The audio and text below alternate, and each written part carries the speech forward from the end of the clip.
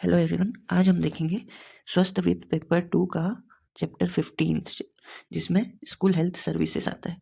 ये हमेशा एमसीक्यूज में आ सकता है या शॉर्ट आंसर क्वेश्चन में पूछ सकते हैं या लॉन्ग आंसर में भी पूछ सकते हैं कि स्कूल हेल्थ सर्विस के बारे में लिखिए। साथ ही इंफ्रास्ट्रक्चर कैसा होना चाहिए, बच्चों का चेकअप और रूटीन चेकअप कैसा होना चाहिए, ये सब पूछ सकते हैं।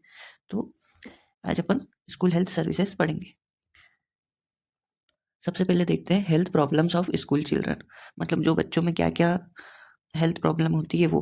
तो क्या क्या होता है? Malnutrition, infectious disease, intestinal parasites, diseases of skin, eye and ear and dental caries. ये जो मेनली 5 हेल्थ प्रॉब्लम्स देखी जाती है, इसको MII से याद कर लेना। तो ये क्या है? Health problems of school children. अब दूसरा क्या है? स्कूल हेल्थ सर्विसेज में क्या ऑब्जेक्टिव है? Objectives of school health service, इसमें आएगा promotion of positive health, prevention of diseases, early diagnosis and treatment and follow up of defects, awakening health consciousness in children, provision of healthful environment. तो अपन ने 5 health problem देखी और 5 objectives देख लिए। Health problem में MII M से malnutrition, infectious disease, intestinal parasites, disease of skin, eye and ear and dental caries. अब अपन देखते हैं aspects of school health service. इसमें पहला एस्पेक्ट है health appraisal and continuous surveillance. अब इसमें जो बच्चा admission, at the time of admission, जब बच्चा स्कूल में एडमिशन लेता है तो उसका पहले इनिशियल एग्जामिनेशन करते हैं, जिसमें इनिशियल एग्जामिनेशन में careful history and physical examination होता है और मेडिकल एग्जामिनेशन होता है। अब जब बच्चा एंट्री ले लेगा तो हर 4 साल में उसका मेडिकल एग्जामिनेशन होगा। और रूटीन एग्जामिनेशन में क्या है? Routine examination of blood and urine should be necessary. Daily morning inspection, यानी बच्चे का डेली मॉर्निंग इंस्पेक्शन होना जरूरी है। उसमें क्या क्या सिम्टम्स आ सकते हैं? यूजुअली फ्लश्ड फेस रहेगा, एनी रेश और spots, symptoms of acute cold, coughing and sneezing, sore throat, rigid neck, headache, chills और fever, diarrhoea and pain in body. ये सब डेली मॉर्निंग इंस्पेक्शन में आ गया। तो अपन ने इसका पहला एस्पेक्ट देखा, हेल्थ एप्रेजल। अब देखते हैं disease control and remedial action. अब इसमें प्रिवेंशन यानी proper immunisation of children should be done, यानी प्रॉपरली इम्यूनाइज कर देना चाहिए बच्चों को। Record of all immunisation should be maintained. Detection and referral, appropriate treatment and follow up, यानी पहले ट्रीटमेंट कर लेना चाहिए और फिर उसके बाद देखना चाहिए कि बच्चा ठीक हुआ है या नहीं, उसके हेल्थ रिकॉर्ड मेंटेन करके रखना है। थर्ड है intervention, special clinics should be conducted for school, यानी बीच बीच में रूटीन चेकअप होना चाहिए बच्चों का। अब देखते हैं the physical campus, site and sanitary standards, यानी जो हेल्थफुल स्कूल इन्वायरमेंट है, यानी स्कूल कैसी होनी चाहिए, कहाँ पर होनी चाहिए, स्कूल की इंफ्रास्ट्रक्चर के बारे में इसमें बताया है। इसमें बताया है कि centrally situated with proper approach of, यानी स्कूल कहाँ पर होनी चाहिए? जहाँ पर रोड से कनेक्टिविटी हो, यानी जैसे ये डायग्राम में है अप्रोच रोड, जो रोड से जुड़ी हुई हो। Premises should be properly fenced, यानी फेंसिंग अच्छे से होनी चाहिए ताकि बच्चे कहीं बाहर न जा सके, और दीवारें ऊंची होनी चाहिए। अब स्कूल कैसी बननी चाहिए? सिंगल स्टोरीड स्ट्रक्चर, यानी 1 फ्लोर की बननी चाहिए। और जो बाहर की जो दीवारें होगी, ये जो बाहर की दीवारें हैं, ये मिनिमम 10 इंच थिक होनी चाहिए।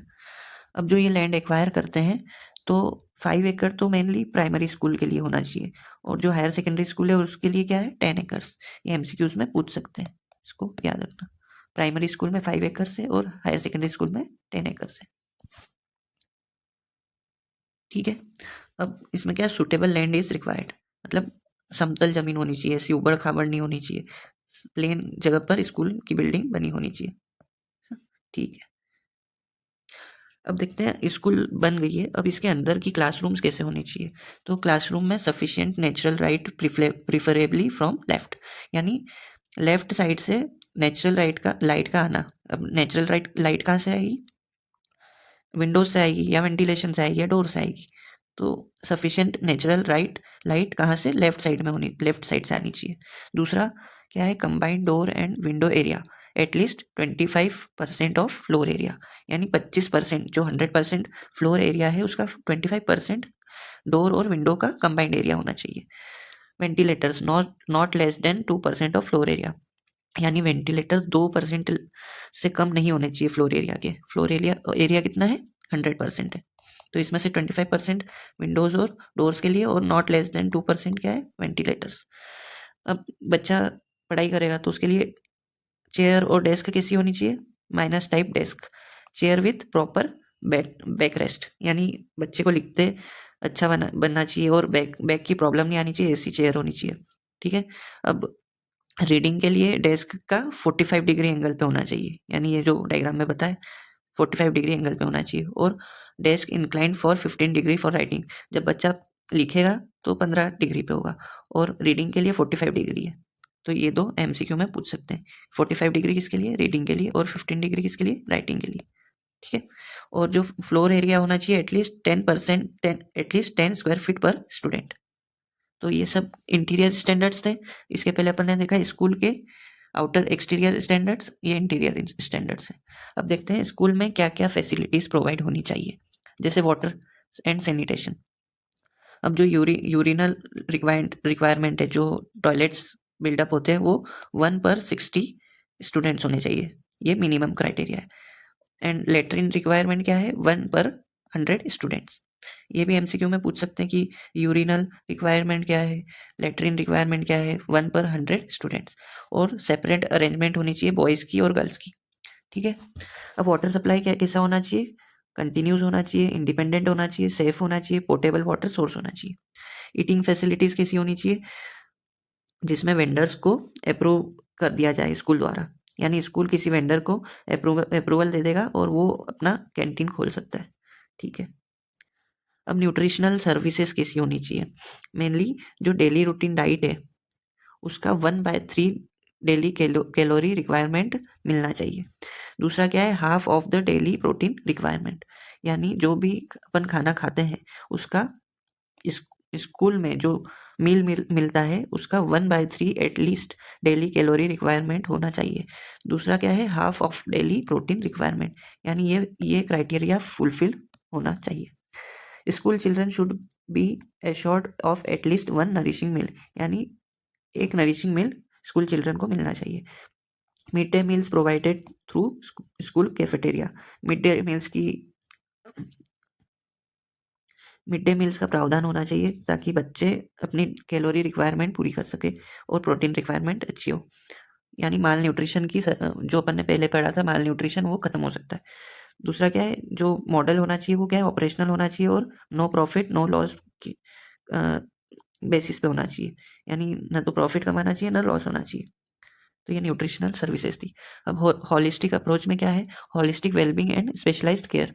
होलिस्टिक यानी मेंटल हेल्थ पे balance of intense work and relaxation, no distinction between race, religion, caste और कम्युनिटी, यानी इक्वालिटी मेंटेन करना चाहिए। बच्चों में इक्वालिटी की भावना होनी चाहिए कि ये मेरे से ज़्यादा अमीर है या ये मेरे से ज़्यादा गरीब है, ऐसा कुछ ना नहीं होना चाहिए। रेस और रिलीजन पे डिस्क्रिमिनेशन नहीं होना चाहिए, कास्ट पे नहीं होना चाहिए। दूसरा dental health checkups provided at least once a year. तीसरा आई हेल्थ है, जिसमें basic eye health services should be provided in schools. Handicapped education goal क्या है? To lead a normal life, to become independent, productive and self supporting members of society, यानी handicapped children को भी ऐसा बनाना चाहिए कि वो नॉर्मल लाइफ जी सके, इंडिपेंडेंट हो सके, प्रोडक्टिव हो सके और अपने खुद के दम पर खड़े हो सके सोसाइटी में। First aid fully equipped first aid post in every school, यानी फर्स्ट एड फैसिलिटीज प्रोवाइड करनी चाहिए। Now we will see education and record keeping, मतलब जो हेल्थ एजुकेशन प्रोवाइड करते हैं उसमें क्या क्या बच्चों को सिखाना चाहिए? पर्सनल हाइजीन मेंटेन करना, इन्वायरमेंटल हेल्थ, फैमिली लाइफ और स्कूल हेल्थ रिकॉर्ड्स, यानी स्कूल जो भी स्कूल स्टाफ है उनको हेल्थ रिकॉर्ड्स बच्चों के मेंटेन करके रखने चाहिए, जिसमें डाटा आइडेंटिफाई करना, पास्ट हेल्थ हिस्ट्री, जो बच्चे को पास्ट में हेल्थ प्रॉब्लम्स हुई है उस पे बेस्ड। तीसरा है record of findings of physical examination, जो कि डेली रूटीन पे करना चाहिए। अब देखते हैं administration of school health services, यानी नेशनल स्कूल हेल्थ काउंसिल जो होती है वो एक एडवाइजरी एंड कोऑर्डिनेटिंग बॉडी है। दूसरा क्या है? प्राइमरी हेल्थ केयर सेंटर, ये किसके लिए रिस्पॉन्सिबल होते हैं? Administration with jurisdiction. पहला क्या देखा अपन ने? नेशनल स्कूल हेल्थ काउंसिल, दूसरा प्राइमरी हेल्थ केयर सेंटर्स, तीसरा है स्कूल हेल्थ कमिटीज, ये डिफरेंट लेवल पे फॉर्म होनी चाहिए। तो ये 3 चीज़ें याद रखना कि ये एडमिनिस्ट्रेशन और हायरार्की में आता है। तीसरा, ये सबसे इम्पोर्टेंट है, इसमें school health service should be an integral part of general health services, यानी स्कूल हेल्थ सर्विस एक इम्पॉर्टेंट पार्ट है जनरल हेल्थ सर्विस का। ये किसने बताया है? School health committee 1961। ये एमसीक्यू में पूछ सकते हैं कि ये कोटेशन दे देंगे और ये किसने बताया है, तो ये स्कूल हेल्थ कमेटी ने बताया है 1961। अब देखते हैं duties of school medical officer, यानी जो स्कूल में मेडिकल ऑफिसर है उसकी क्या क्या ड्यूटीज है। तो उसको क्या करना चाहिए? मेडिकल सुपरविजन करना चाहिए। कोई बीमार है बच्चा, या तो रूटीन चेकअप करना चाहिए, regular appropriate timed visits, pre employed medical staff checks, यानी एम्प्लॉयड होने चाहिए medical staffs. Annual report for governing body, annual report health checkup की बननी चाहिए। तीसरा है preventive care, immunisation and screening, और आखिरी है advisory role and environmental health. तो ये सब किस में आते हैं? Duties of school medical officer. तो आज की वीडियो अच्छी लगी हो तो वीडियो को लाइक कर देना, चैनल पर नए हो तो सब्सक्राइब कर देना।